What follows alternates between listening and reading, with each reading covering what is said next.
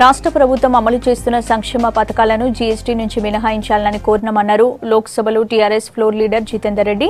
రేపటి నుంచి జరగనున్న పార్లమెంటు సమావేశాల కోసం కేంద్రం నిర్వహించిన ఆల్ పార్టీ మీట్లో సరిహద్దు గొడవలపై కూడా మాట్లాడినామన్నారు.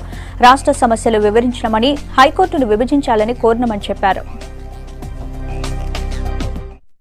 వార్ అనే సిచ్యువేషన్ దాకా మీరు తీసుకురాకండి. దీన్ని ఏదన్నా ఉంటే డిప్లొమాటిక్ వేగా లేకపోతే సానుకూలంగా దీన్ని చర్చించి అమికబుల్గా దీనికి ఒక పరిష్కారం తీసుకురండి అని చెప్పి అందరిది ఒకే వాయిస్లో అందరు కూడా చెప్పడం జరిగింది. అమర్నాథ్ లో జరిగిన ఈ పిలిగ్రిమేజ్ ఏదైతుందో వాళ్ళందరి మీద కూడా టెర్రరిస్ట్ అటాక్స్ జరిగినాయో దాని మీద కూడా చాలా భద్రత తీసుకోవాల్సిన అవసరం ఉన్నది, ఇంటెలిజెన్స్ని పెంచాల్సిన అవసరం ఉన్నది. ఇటువంటి ఘటనలు మళ్ళీ ఇంకోటి కావద్దని చెప్పి అన్ని పార్టీల వాళ్ళు కూడా ఈ రెండు అంశాల మీద కూడా ఖచ్చితంగా మాట్లాడడం జరిగింది. మన తరఫు నుంచి మన తెలంగాణ తరఫు నుంచి మన అందరూ కూడా చెప్పడం జరిగింది. మిషన్ కాకతీయ కానీ, మిషన్ భగీరథ కానీ, లేకపోతే డబుల్ బెడ్రూమ్ హౌజెస్ కానీ, లేకపోతే జరుగుతున్న Palamuru lift irrigation, Kaleshwaram projects, అటువంటి ప్రాజెక్ట్స్ అన్నీ కూడా రైతాంగానికి ఇటు పబ్లిక్కు ఉపయోగపడే అంశాలు కాబట్టి అవి దాని మీద జిఎస్టీ ట్యాక్సెస్ అనే దాన్ని తీసేయాలని చెప్పి కూడా చెప్పడం జరిగింది.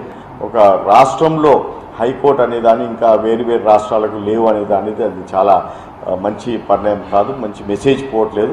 కాబట్టి హైకోర్టు అనే దాన్ని ఇమీడియట్గా మీరు